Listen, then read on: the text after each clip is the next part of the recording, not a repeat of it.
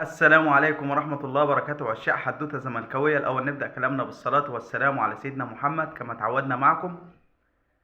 الأول كده بعتذر عشان مش عارف أطلع معاكم باستمرار كما تعودنا معكم عشاق حدوتة زملكاوية، وأرجوكم تقبلوا اعتذاري. سبب والله العظيم يعني الظرف طارئ، مرض والدتي مازال حالتها غير مستقرة، حالتها الصحية، فربنا يشفيها ويشفي كل مريض. فده اللي مخليني مش طالع معاكم باستمرار الفترة الأخيرة دي. فأنا بعتذر لحضراتكم ونرجو منكم الدعاء، ربنا يشفيها ويشفي كل مريض يا رب يا رب، في حق الأيام المفترجة اللي احنا فيها.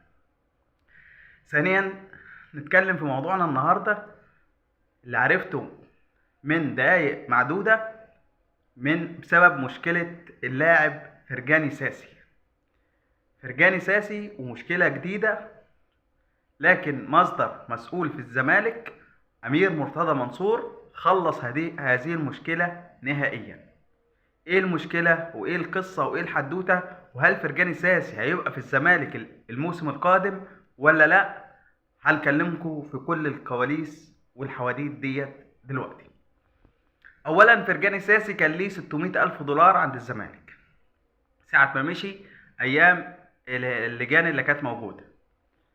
طبعا فرجاني مشي وليه الفلوس دي، فراح اشتكى الزمالك في الفيفا، راح اشتكى قدم شكوى في الفيفا ضد الزمالك. امير مرتضى بعلاقته الكويسه مع فرجاني ساسي. فرجاني ساسي لاعب مؤدب، لاعب جماهير الزمالك بتعشقه، لاعب معشوق جماهير زي ما بنقول. فتواصل معاه امير مرتضى في الساعات اللي فاتت ديت، وفرجاني ساسي تنازل عن الشكوى، نظير انه يتقاضى كان هياخد 650 الف دولار، دلوقتي هياخد 250 الف دولار بالظبط، وانهى القصة وتنازل عن الشكوى بتاعته دي بسبب اتصال دار بين امير مرتضى منصور مشرف العام على فريق الكرة بالزمالك واللاعب الدولي التونسي فرجاني ساسي، لاعب الدحيل القطري الحالي، بيلعب في الدوري القطري حاليا يعني بعد ما ساب الزمالك. فقصة فرجاني ساسي خلصتها لك في دقيقة. لاعب تنازل على الشكوى، اللاعب بيكن كل تقدير واحترام لأمير مرتضى ومسؤولي الزمالك وجماهير الزمالك، وقال حبا في جماهير الزمالك أنا تنازلت عن الشكوى. وأمير خلص القصة، بعد ما كان هياخد 600 ألف دولار هياخد 250 ألف دولار بس، ده حبا في نادي الزمالك وجماهير الزمالك. طب هل فرجاني ساسي هيرجع الزمالك الموسم القادم؟ بنسبة تفوق 90%. فرجاني ساسي هيبقى لاعبا في الزمالك الموسم القادم. فرجاني ساسي لاعب مميز، فيريرا عاوزه ده لو فيريرا استمر اصلا الموسم اللي جاي. لكن لا، فرجاني ساسي لاعب لا غبار عليه، لاعب دولي، لاعب نور في الزمالك. ففرجاني ساسي في كلام من جانب امير مرتضى وفرجاني ساسي مرحب جدا، خاصة انه مش لاقي نفسه مع الدحيل القطري خالص. فرجاني ساسي لما كان في الزمالك كان بينضم للتشكيلة الأساسية في منتخب تونس.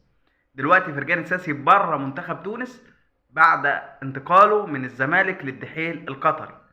دي قيمة نادي الزمالك وتيشيرت نادي الزمالك، ما يلبسوش الا اللاعب التقيل. ففرجاني ساسي حسم امره بشأن عودته للزمالك من الموسم القادم. امير مرتضى قال له خلص نفسك من الدحيل القطري، احنا في انتظارك، مفيش اي مشكله، والزمالك فاتح ابوابه ليك يا فرجاني. دي كلام امير لفرجاني ساسي، وفرجاني ساسي مرحب جدا بالعوده من جديد للزمالك. دي موضوع فرجاني ساسي من الالف للياء يا جمهور الزمالك. الزمالك عنده ماتش مهم بكره لا بعد بكره يوم الثلاث مع الترجي التونسي. الماتش هيتلعب على استاد برج العرب في حضرة 20,000 متفرج. نتمنى بإذن الله ربنا يوفق الزمالك في الماتش ده ويحصد 3 نقاط ويرد اعتباره بالهزيمة اللي خدناها في تونس 2-0.